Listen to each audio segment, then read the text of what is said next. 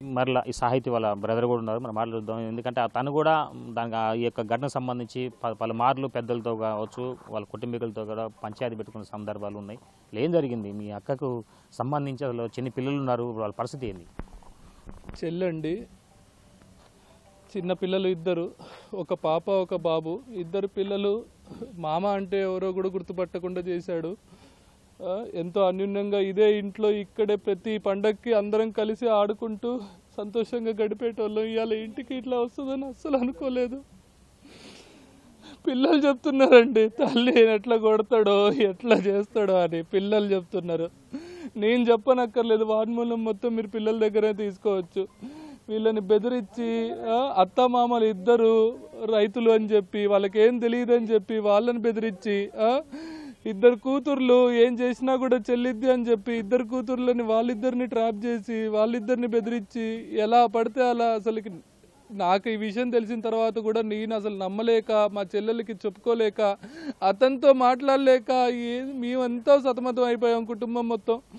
ఇలా జరిగిద్దని ముందే ఎక్స్పెక్ట్ చేశాను. నేను 3 సంవత్సరాల క్రితమే అనుకున్నా వాడితో వద్దమ్మా, వచ్చే అమ్మా, నువ్వు వచ్చేస్తే అన్నీ మారుతాయమ్మా, ఆయన మారుతాడు, ఎందుకంటే పెళ్ళం లేదు, పిల్లలు లేరు, నేను ఒక్కరినే ఇట్లా అయిపోతున్నా అని మారుతాడేమో అని అది కూడా ట్రై చేస్తే మొగుడి మీద ఉన్న ప్రేమ, పిల్లల మీద ఉన్న ప్రేమ, అలాగే పిల్లలు ఏమైపోతారు, నా భర్త లేకపోతే నేనేమైపోతా అన్న భయము, ఇవన్నిటిని తోడు చేసుకొని గొడవలకు సంబంధించి అనేక మార్లు గొడవ పెట్టుకోవడం, తర్వాత వాళ్ళ అక్కని ఆశించడం, వాళ్ళ అక్క మూలంగానే ఈ యొక్క ఘటన జరిగిందా? అంటే ఆ చెడు ఆలోచన వల్ల ఇదంతా జరిగింది అనుకోవచ్చా?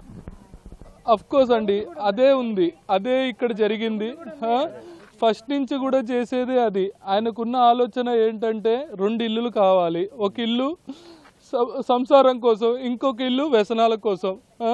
పెద్ద చెల్లి ఇంటికి వెళ్ళి కూర్చొని ఫ్రెండ్స్ని పిలిచి వంటలు వండించుకొని, నాన్ వెజ్లు వండించుకొని ఫ్రెండ్స్ని పిలిచి తాగడం, తందనాలు ఆడడం, వద్దు రావద్దు అని ఇది అన్నా కూడా దీన్ని కొట్టడం.